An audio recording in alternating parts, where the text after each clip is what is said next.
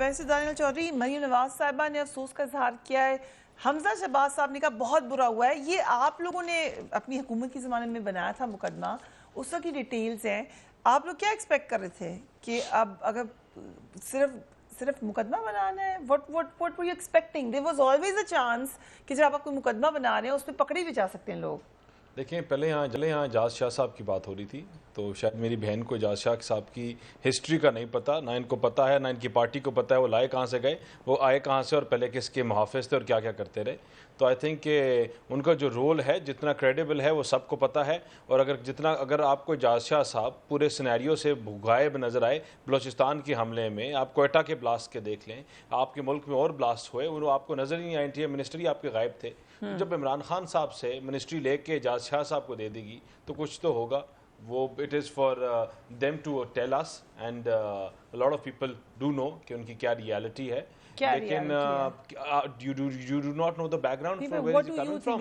That is the background he carries. मतलब वो PTI के आइडियोलॉजिस्ट हैं, PTI का मैनिफेस्टो कैरी करते हैं। Does he know what PTI is? Has he ever done any struggle for PTI? क्या ये लोग जानते हैं? क्या पार्टी की मीटिंग्स में मिले में पहले? नहीं, कोई भी नहीं जानता। जिस तरह इनके फाइनेंस मिनिस्टर आए, जिस तरह FBR के चेयरमैन आए, इसी तरह एजाज शाह साहब को भी प्लांट किया गया। और अभी आप देखेंगे 20 तारीख के बाद और जो 2 मिनिस्टर्स प्लांट किए जाएंगे, इनके मिनिस्टर्स को रिमूव करके, वो भी ऐसे ही आएंगे। आप आने वाले दिनों में देखिए यहाँ देखिए, ये अब हमसे बेहतर ये बताएंगे किसको रिमूव कर रहे हैं। लेकिन इनकी पार्टी के लोग हैं और आप देखेंगे कौन कौन से लोगों को ये ऐड ऑन कर रहे हैं और किनको रिमूव कर रहे हैं।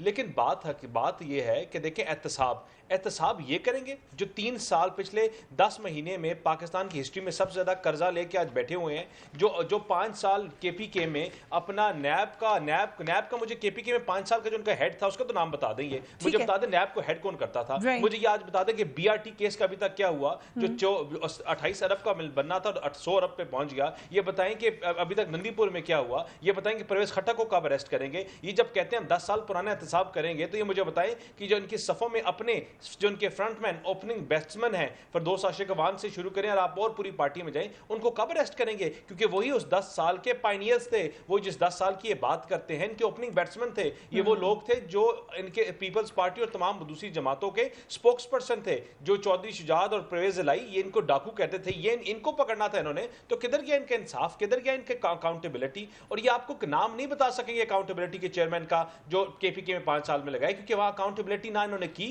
ना करना चाहते थे, ना की। वो दरख्तों का केस हो, वो BRT का केस हो, वो मालम जब्बा का केस हो, इनके तमाम लोग उसी तरह इन्वॉल्व हैं और ना ये बिलीव करते हैं अकाउंटेबिलिटी में, ना ये करेंगे। कंसीडरिंग कि मुकदमा आप लोगों का बनाया हुआ है, लेकिन ये लोग उसको ऐसे ही इस्तेमाल कर रहे हैं।